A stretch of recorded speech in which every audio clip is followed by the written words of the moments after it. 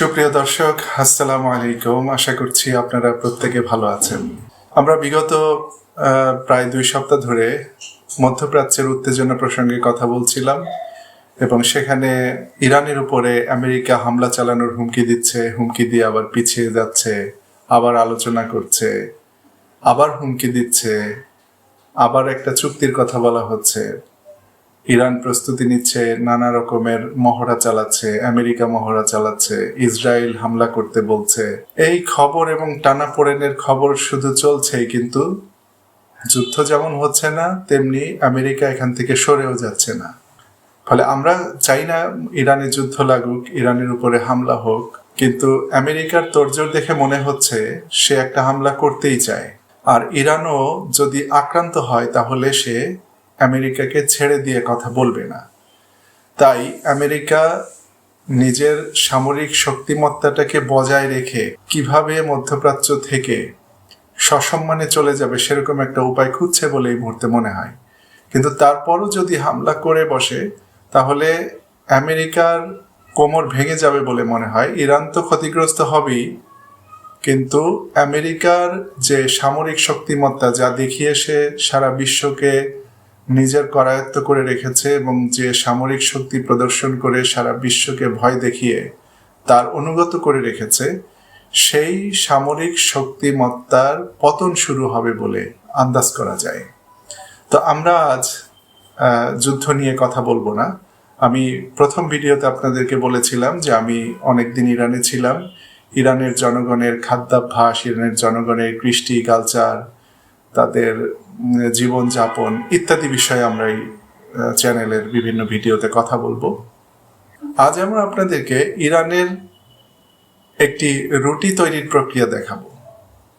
এখানে বলে রাখি যে বাংলাদেশে যেমন ঘরে ঘরে রুটি তৈরি হয়, সাধারণত যারা রুটি খায় তাদের ঘরের যিনি গৃহকর্ত্রী থাকেন অথবা গৃহকর্মী থাকেন তাদের হাতে রুটি তৈরি হয়, এবং যারা ঘরে তৈরি করতে পারেন না তাদের জন্য রেস্টুরেন্ট রয়েছে যেখান থেকে ফুল দামে রুটি কিনে খেতে হয়।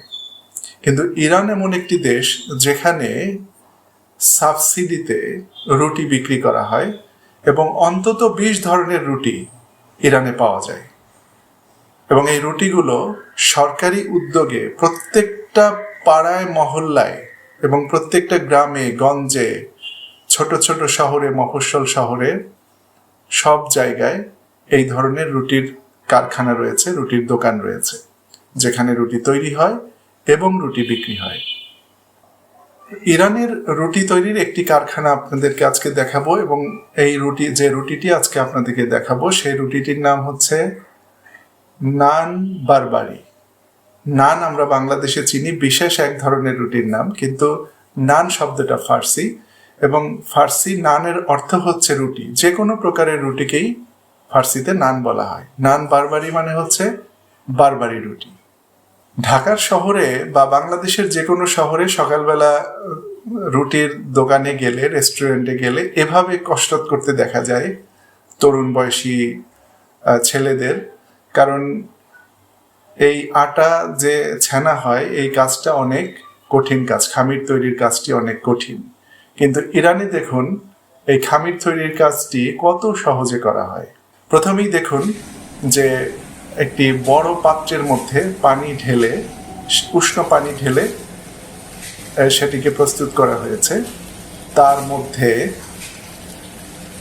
একজন শ্রমিক অর্থাৎ রুটির দোকানের কর্মী তিনি বস্তা খুলে আটা ঢেলে দিচ্ছেন। সাদা আটা, ময়দা বললেও ভুল হবে না, ময়দা তিনি এখানে ঢেলে দিচ্ছেন। এবং ঢেলে দেওয়ার পরে তিনি মেশিন চালু করে দিচ্ছেন। আর এই বলে রাখি যে এই পানির মধ্যে দেয়া হয়েছে হচ্ছে পরিমাণ মতো লবণ এবং ইস্ট, এবং কোথাও কোথাও বলা হয় যে এর মধ্যে চিনিও মিশ্রণ করা হয়। কিছু হালকা চিনি থাকে যাতে একটু মিষ্টি মিষ্টি স্বাদটা আসে। তো দেখুন মেশিন অন করে দেওয়া হয়েছে এবং এই খামির তৈরির পুরো কাজটি এখানে মেশিনের মাধ্যমে হবে, হাতে কোনো কাজ করা হবে না। শুধু এই কর্মী এখানে অপারেট করছেন, তিনি খেয়াল রাখছেন যে এখান থেকে আটা পড়ে না যায় এবং কোনো অপচয় না হয়, নষ্ট হয়ে না যায় বা কোনো ধরনের বিপত্তি না ঘটে, তিনি এটি দেখভাল করছেন। এবং দেখুন কি সুন্দরে এবং সহজে বিশাল একটা পাত্রের মধ্যে 2 বস্তা আটা, এখানে অর্থাৎ 25 কেজির যদি বস্তা হয়, এখানে 50 কেজি আটা একসঙ্গে খামির করা হচ্ছে। এবং এখানে পানির পাইপ লাগানো আছে, প্রয়োজনে উনি ওখান থেকে পানি ছেড়ে দিচ্ছেন। অর্থাৎ পানি যে আলাদা করে ঢালতে হবে হাত দিয়ে, সেরকমও কোনো বিষয় নেই। পানি অটোমেটিক পাইপ থেকে এখানে পড়ছে এবং যতটুকু প্রয়োজন তিনি পানি দিচ্ছেন। এবং এই প্রক্রিয়াটা অনেকক্ষণ ধরে চলে, 15-20 মিনিট থেকে আধা ঘন্টা পর্যন্ত এই প্রক্রিয়াটা চলে। আমরা টেনে টেনে দেখাচ্ছি। দেখুন খামির তৈরি হয়ে গেল, কি সুন্দর খামির তৈরি হয়ে গেল। এখন এই কর্মী খামিরটা ঢেকে দিচ্ছেন। আমরা এখানে এই পর্যায়ে থাকি। এরপরে এই রুটি তৈরি করার জন্য আমাদেরকে ময়দা গোলানো, ময়দা মিশ্রিত পানি লাগবে এবং কি কাজে লাগবে সেটা আমরা একটু পরে দেখব। এই কর্মী দেখতে পাচ্ছেন যে ময়দা গুলিয়ে নিচ্ছেন এবং গোলানোর পরে তিনি আবার এখানে গরম পানি ঢালবেন, একদম ফুটন্ত গরম পানি তিনি এর মধ্যে ঢেলে দেবেন এবং ঢেলে দেওয়ার পরে একটা সুন্দর একটা মিশ্রণ তৈরি হবে। এই মিশ্রণটি প্রয়োজন হবে বারবারি রুটি তৈরি করার সময়। দেখুন মিশ্রণটি কিভাবে তিনি ছোট পাত্রে নিলেন, কারণ এই মিশ্রণটি তিনি বেশ কয়েকবার ব্যবহার করবেন। আর এখানে যে রুটি তৈরি হয়, সারাদিনই রুটি তৈরি হতে থাকবে। এরপরে দেখতে পাচ্ছেন একটা স্টেজ, একটা টেবিল, বড় একটা টেবিলের উপরে তিনি ভুসি ছড়িয়ে দিয়েছেন, যাতে এই রুটি তৈরি করার সময় টেবিলের গায়ে আটা লেগে না যায়। ভুসিটা এমনভাবে ছড়িয়ে দিয়েছেন যাতে এর উপরে রুটিগুলো আলাদা থাকে এবং এগুলোকে নড়াচড়া করা সহজ হয়।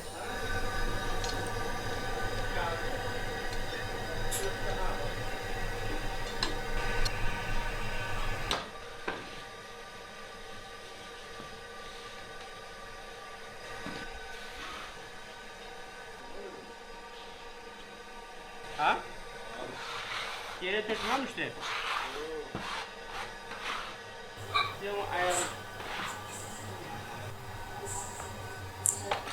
এবার তিনি ওখান থেকে আটা কেটে কেটে, খামির কেটে কেটে উঠাচ্ছেন এবং দেখুন বাটখারায় 2টি আধা কেজি বাটখারা রয়েছে, অর্থাৎ প্রতিটি রুটির জন্য 1 কেজির খামির নেওয়া হচ্ছে,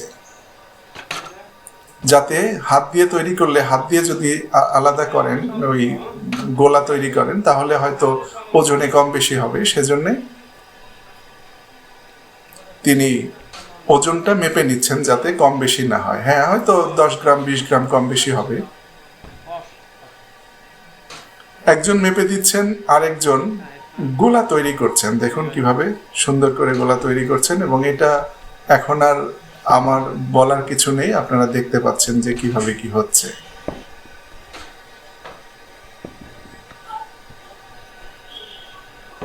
এই কর্মীরা অত্যন্ত দক্ষ হন এবং তারা খুব দ্রুত এই কাজটি করতে পারেন এবং যত সহজে দেখা যাচ্ছে বিষয়টি, আসলে বিষয়টি এত সহজ নয়, খানিকটা কঠিন বটে, কিন্তু এনারা করতে করতে অভ্যস্ত হয়ে গিয়েছেন। এবার উনি সেই ময়দা গোলানো যে মিশ্রণ রয়েছে, সেই মিশ্রণ দিয়ে রুটিটাকে খাঁজ খাঁজ করে দিচ্ছেন এবং এটা করার কারণ হচ্ছে, এটি যখন তিনি চুলার মধ্যে দেবেন, তানুর বলা হয়, বড় তানুর বা তন্দুর বলা হয় হয়তো বাংলা ভাষায়, তার মধ্যে দেবেন, গ্যাস চেম্বার যার ভিতরে আগুন জ্বলে, তার মধ্যে তিনি বৈঠার মতো একটি এর মাধ্যমে ওর ভিতরে তিনি প্রবেশ করিয়ে দেবেন। এই দেখুন, এটি বাংলাদেশের বেকারিতে যারা বিস্কিট এবং বিভিন্ন ধরনের কেক টেক তৈরি করেন, তারা এই প্রক্রিয়ায় বাংলাদেশেও ব্যবহার করেন, আমি দেখেছি।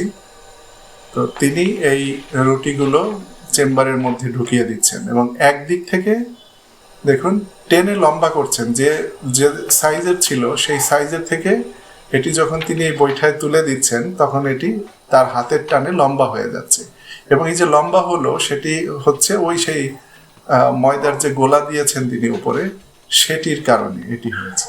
তো এর আস্তে আস্তে পুরো তানুরটি অর্থাৎ পুরো চেম্বারটি রুটি দিয়ে ভরিয়ে দিয়েছেন।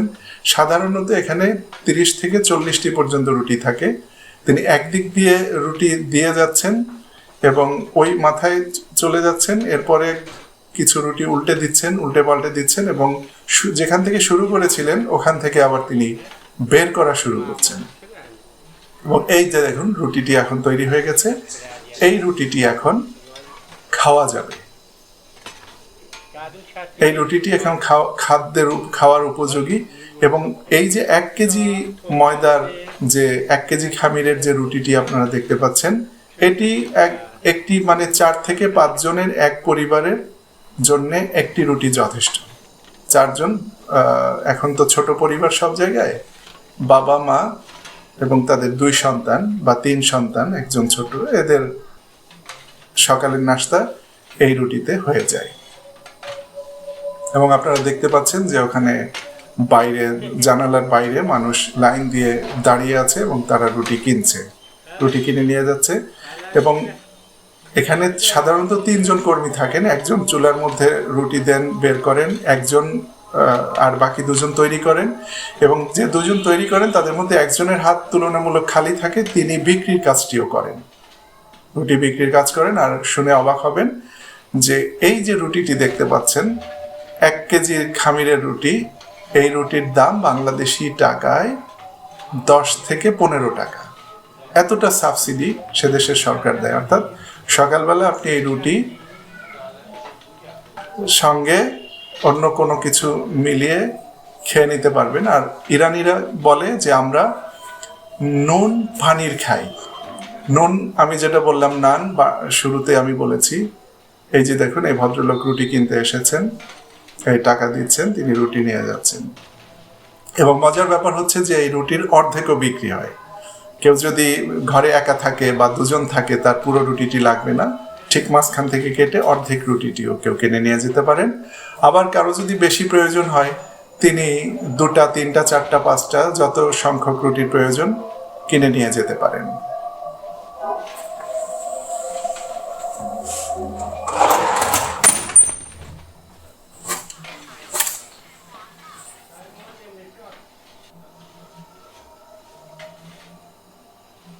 আর আমি নান ফানিরের কথা বলছিলাম। নান মানে হচ্ছে রুটি, আমি শুরুতে বলেছি। ফানির বলে ওরা, যেটাকে আমরা বলি পনির।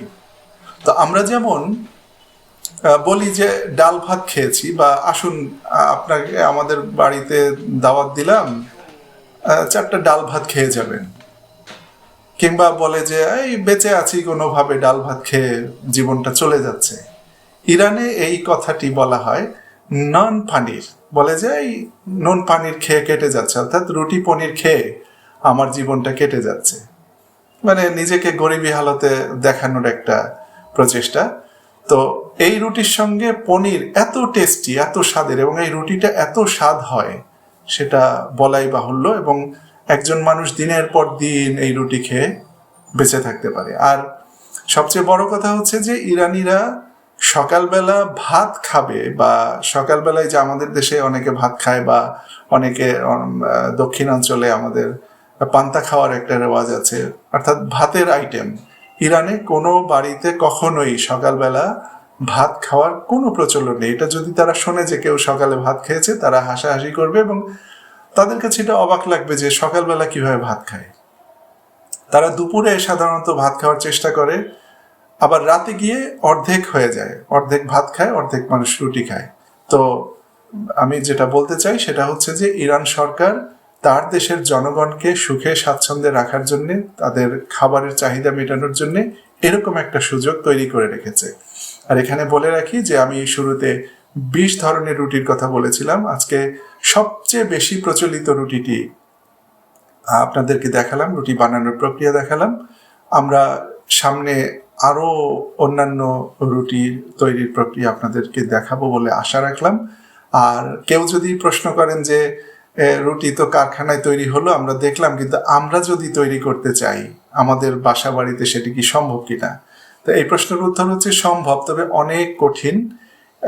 ইরানিরাই তৈরি করে বিভিন্ন ভিডিও ইউটিউবে দিয়ে রেখেছে। তারাই, আমি যতগুলো ভিডিও দেখেছি প্রত্যেকেই বলেছে যে একটা রুটি তৈরি করতে তাদের 1 ঘন্টা সময় লাগে। অর্থাৎ এই যে আমি আধা ঘন্টা বললাম, আধা ঘন্টা ধরে খামিরটি তৈরি হয়েছে, এই খামিরটি হাতে তৈরি করতে হবে এবং সেটা একটা দীর্ঘ প্রক্রিয়া, এবং এই প্রক্রিয়াগুলো শেষ করে রুটিটি আপনাকে ওভেনের মধ্যে দিতে হবে এবং ওভেনে আবার আধা ঘন্টার মতো ওভেনে নির্দিষ্ট একটা তাপমাত্রায় দিয়ে বিশেষ প্রক্রিয়ায় এই রুটিটি ওভেন থেকে বের করে তারপরে খাওয়ার উপযোগী হবে। তো এইটা করা সহজসাধ্য ব্যাপার নয়, এবং এটা করতে যাওয়া কোনো বুদ্ধিমানের কাজও হবে না। আমরা যে খাদ্য গ্রহণ করি, আমরা আমাদের খাদ্য খাই। আমি আপনাদের জাস্ট কৌতূহল মেটালাম যে কিভাবে ইরানিরা বারবারই রুটি তৈরি করে এবং সেগুলো দিয়ে তারা কি করে, কিভাবে খায়, অর্থাৎ ইরানিদের খাদ্যাভ্যাসের একটি অংশ আজকে আপনাদের সামনে তুলে ধরলাম। আপনারা ভালো ও সুস্থ থাকুন। কথা হবে পরের ভিডিওতে। আল্লাহ হাফেজ।